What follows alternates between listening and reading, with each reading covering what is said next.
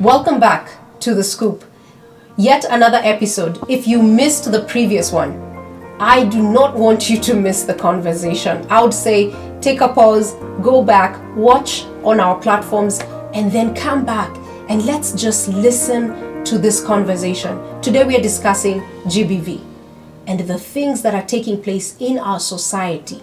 We want to discuss how to do better, how to be better individuals. We want to even mention the three people. Are you a bystander? Are you a survivor? Or are you a perpetrator? Join us as we continue our discussion on The Scoop.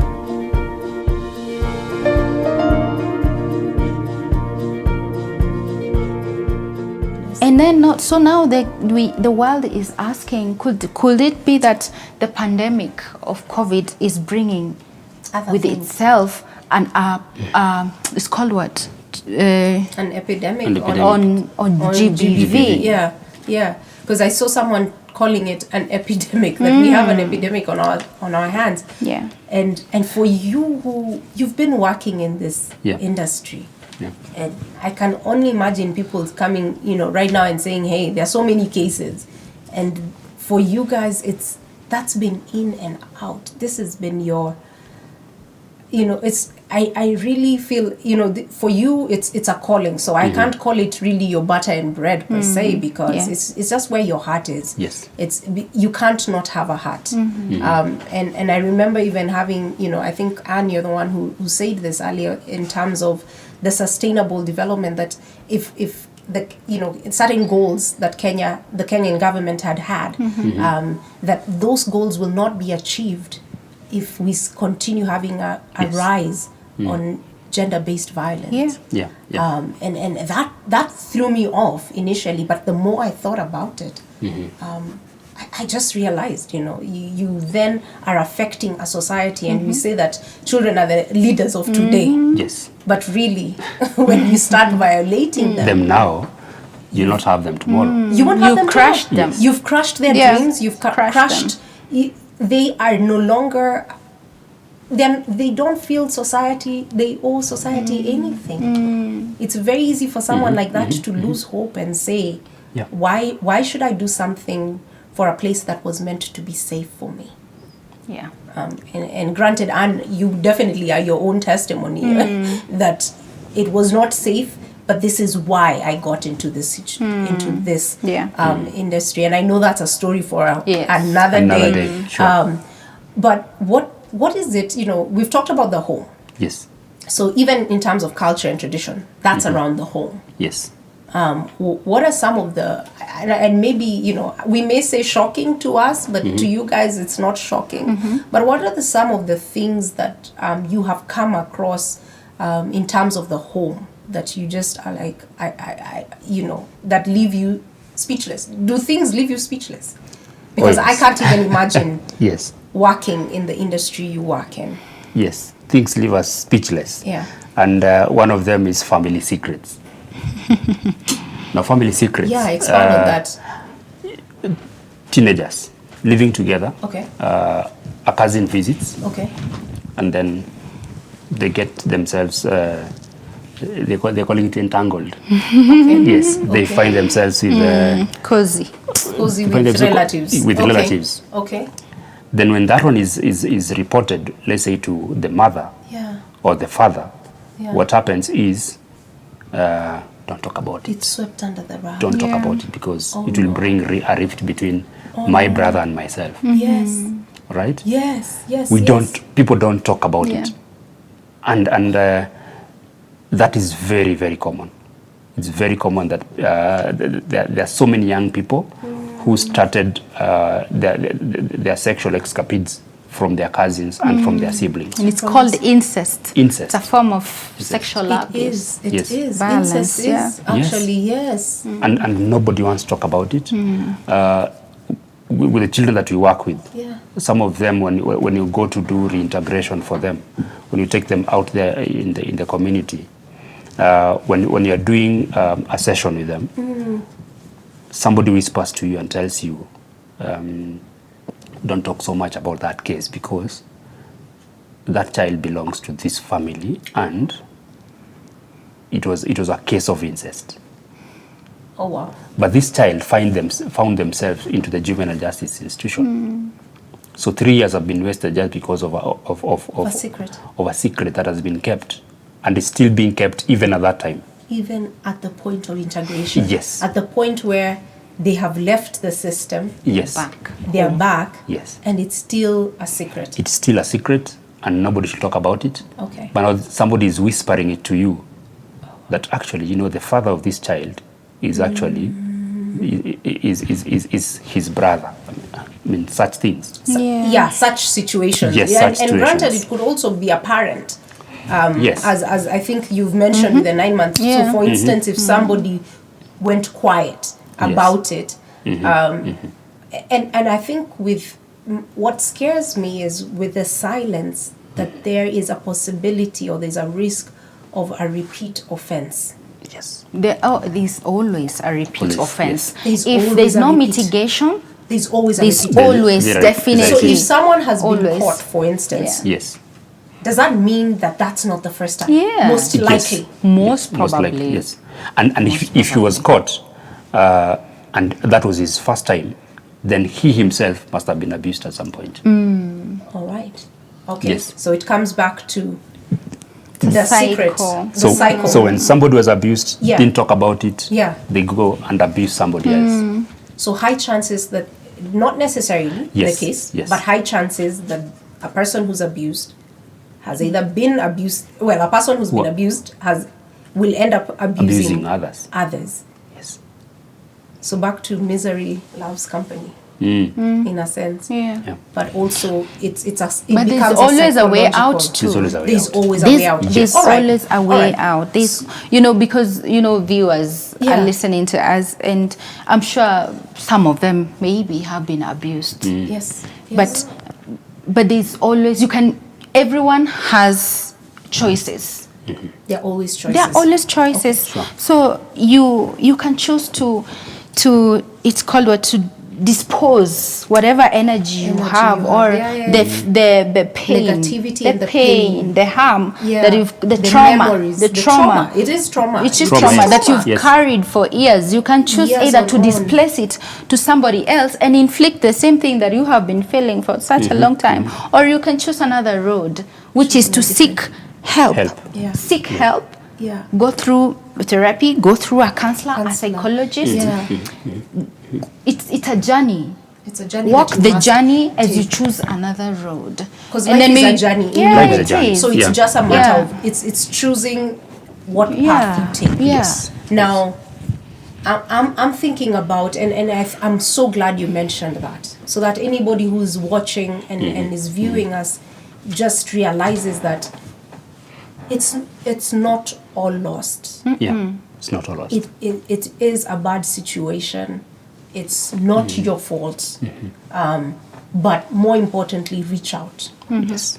Reach out. Yeah, reach reach out. out Reach to out, somebody. speak out. There's always out. somebody waiting to There's listen. always We might someone. think that no one is wow. hearing, no one Yeah, is listening, yeah. but trust me, There's always the someone. Lord can never leave you alone. He says He never leaves us alone. Yes. He never forsakes us. Yes. It's not Him that will come in person. He Yes. always sends an Somebody. angel Yeah. for There are you always somehow. people. There are There are always people. Yes. There are people There waiting Yes. to always, listen. there's always There are people somebody out for there. everybody Oh, wow. to help sort a matter or a situation. Or a situation. Yeah. So if I'm, I remember hearing of a case recently that you're in the COVID. It's during this COVID time. There's a lot of experimenting going on, and granted, I've had also a lot of adults excuse abuse as experimentation, but I'm curious where the situation. Sometimes we think offenders are of very different, like there's a huge discrepancy in terms of age, that there's a 6-year-old and a 16-year-old, Yeah. or Yeah. the 10-year-old and the moran who's probably 17, 18. But in a situation where you've mentioned cousins Yes. coming in, Yeah. or siblings, sleepovers. Yeah.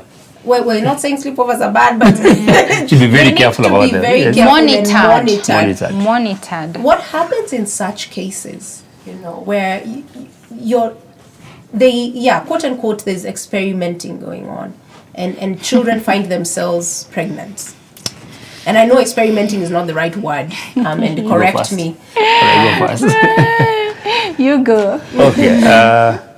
Yes, we have young people who are very, very experimental at this time.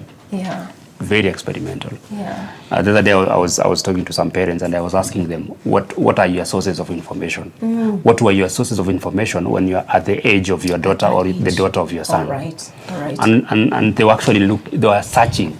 To find they were searching for the source. Yes, because they are talking about church, family, uncle, and then school. Yeah. Then they get stuck at 4. Now. Ask a 15-year-old, where do you get information now? They tell you peers, church, home, internet, TV. They'll tell you so many things, and the parent will be like, okay, so you have like 9 of these things, 9 sources, but I only have 4. Yeah. So where are we? Where are we? Where are we? Yes. Oh my goodness. So you have to do like double. Sorry. Yeah, that's like a whole. Man, okay. Like you have to do double work in parenting. Work as parenting. Yeah. And parents also have to be cognizant. Yes. I guess of the times. Is that what you would? Exactly. Yeah. Yes. Ignorance is not gonna fly anymore. Yes. Oh wow. Okay. Yeah. What would you say real quick to a parent who's watching? What would be 3 things that you would advise them? Okay. 3 things I'll advise a parent is 1, get to know your child and to be friends with your son or daughter. Another thing is get to know their friends. Where do they come from? Who are their parents? Which level of class they are? Because young people will only bring to you the friend that they know fits what my mother or my father wants. Okay. But there's always that friend on the side that they'll never tell you about.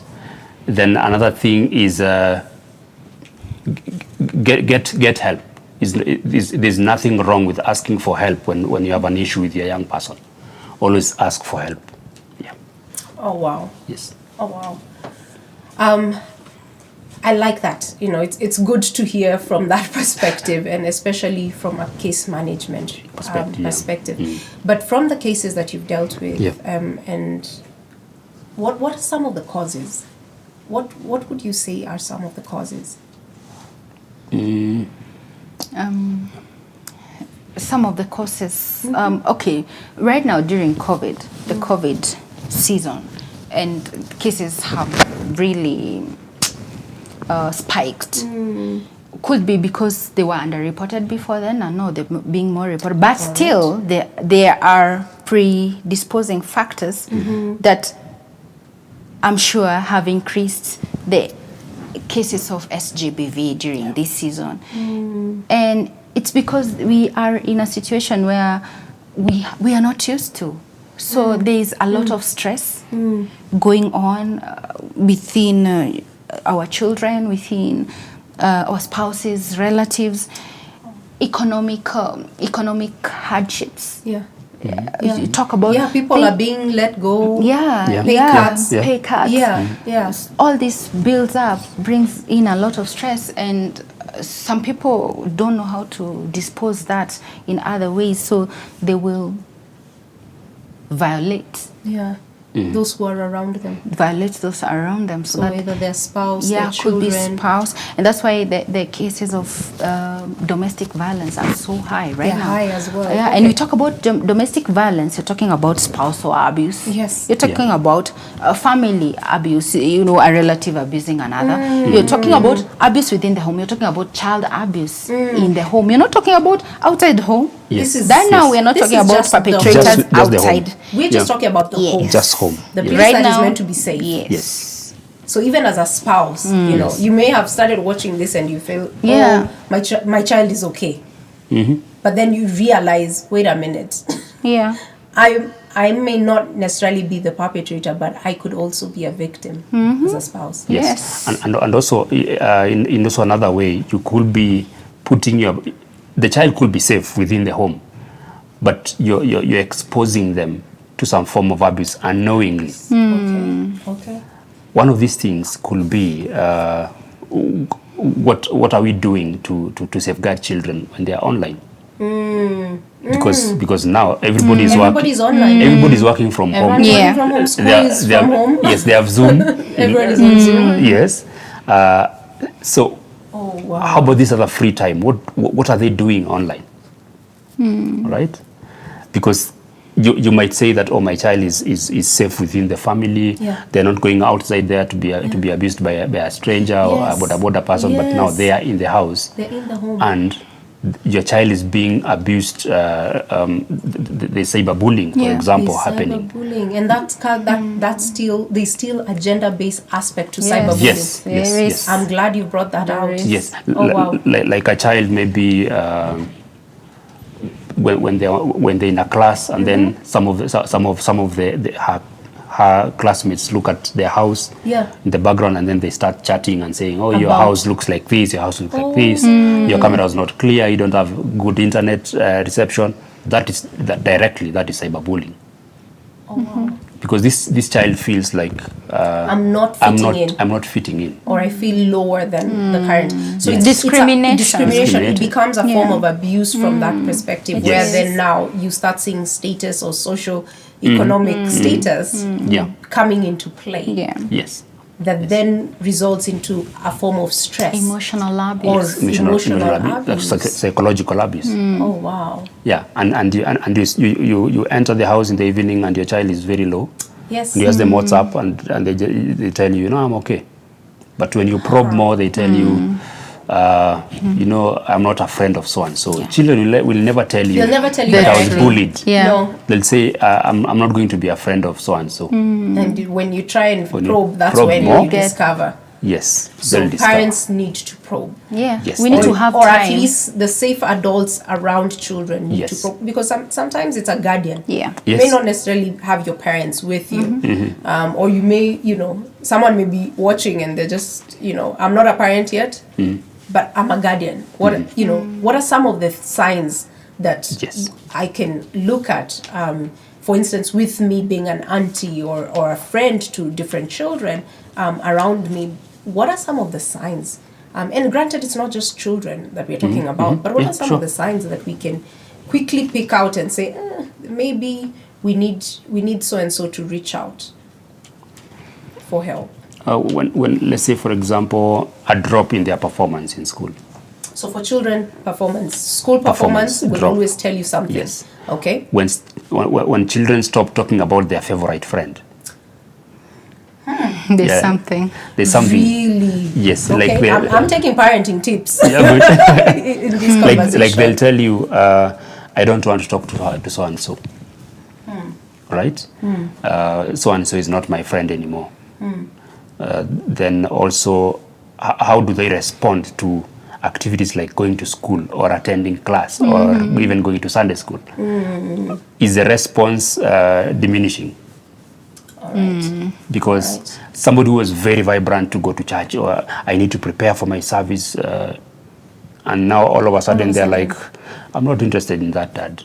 Let me do something else. Those are some of the signs that your child maybe could be going through some form of abuse. Yes. My daughter one day came and told me that I don't want, I'm fearing the exams. So I told her, why are you fearing exams and you're always very enthusiastic about them? And then she told me, teacher told us that she will cry if I fail my exam. Okay. So that is torture to a child. And it's such a normal conversation. It's such a normal statement. I can only imagine. Yes. I can picture that teacher saying it from a place of innocence. Yes. Like there's nothing I have said that is wrong. Yes. I'll be very sad if you fail your exams, or I'll be very sad if, oh my goodness. So now we had now to do damage control, because yes, this has the exams are tomorrow. Oh, wow. So of course now you have good enough with my skills in dealing with children and counseling. I was able now to bring her back. Yes. Okay. And of course now I also went now to the teacher, and I told teacher some statements. You've got to be careful. Yeah, some children are not so easy taking any statement, because actually like the whole class was sad. So there's an affects- emotional torture Yes. with certain statements and words that we make. Yes. Okay. It's very simple statements. Yeah, but you're not even talking about even other than children. Yeah. You talk about in a setup, you know, married couples. Okay, like, yeah. Tell us a bit. Talk yeah. about silent treatment. Talk about Yeah. No way. yes, like deciding you're staying away, you're not talking. No, wait. Could Yes, you yes, torture to yes, the silent to the treatment, other yes. person? To the other person, Yeah. there is a form of abuse. Yeah. Yes. So my being Emotionally. quiet, when in my head I need husa. I need time to. I need to just husa. Just do and, husa. yeah, I need to husa and I need You're to. abusing your spouse. I am abusing. And children will pick that. They will pick it up. Will pick that. And it will affect them. Oh wow. Okay. Okay. And granted, now these are the forms of abuse that you'll never get to hear or will Yes. never be reported. Yeah. Because I can only imagine. Yeah. I go to the police station and I say, I want to report my husband has been very quiet. He's giving me the silent treatment. Yeah. And it's laughable. It's It almost is, laughable. But it is Yes. serious. In just regular conversation, it could be easily laughable. Yeah.